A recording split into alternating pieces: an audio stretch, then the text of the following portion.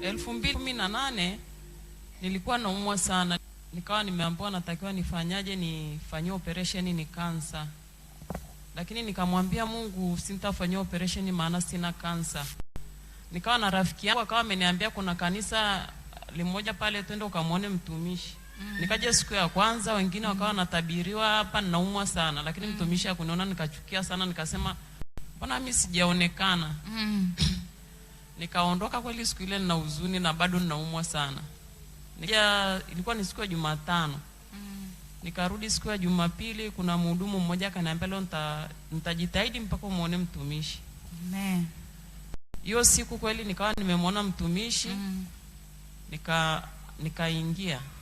Alivoniona tu akaniambia chukua hii chumvi ukatumie kwenye maji ya kunywa na ingine uweke kwa uoge. Nikamwambia asante, akaniambia haya. Nikatoka nje kwa imani kunyenyuka bila sijatumia dawa za maumivu wala kutembea bila sijatumia dawa za maumivu.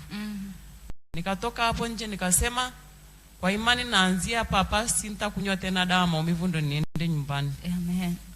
Nikatoka hapo nje nikatumia. Nikasikia kama mwili umekufa ganzi. Nikakaa kwanza. Nilivokaa kama dakika 5 hivi nikasikia kama nimepata nguvu, nikanyenyuka. Nikasema ngoja niangalie kama anaweza kutembea. Nikatoka hapa nikatembea mpaka pale chini stand. Sisikii tena maumivu ila nasikia mwili umekufa ganzi. Kutokea siku hiyo sikumeza tena dawa mpaka leo, namshukuru Mungu nimepona. Amen. Amen. Sikusikia tena maumivu na wala sikurudi tena hospitali mpaka sasa hivi. Mpaka sasa hivi haukurudi hospitali? Sikurudi. Na je, umefanyiwa operation?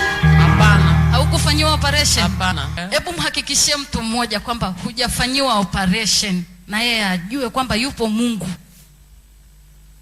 Mimi sijafanyiwa operation na mpaka leo naendelea vizuri, ni mzima wa afya, na nilikuwa nimeambiwa ni kansa.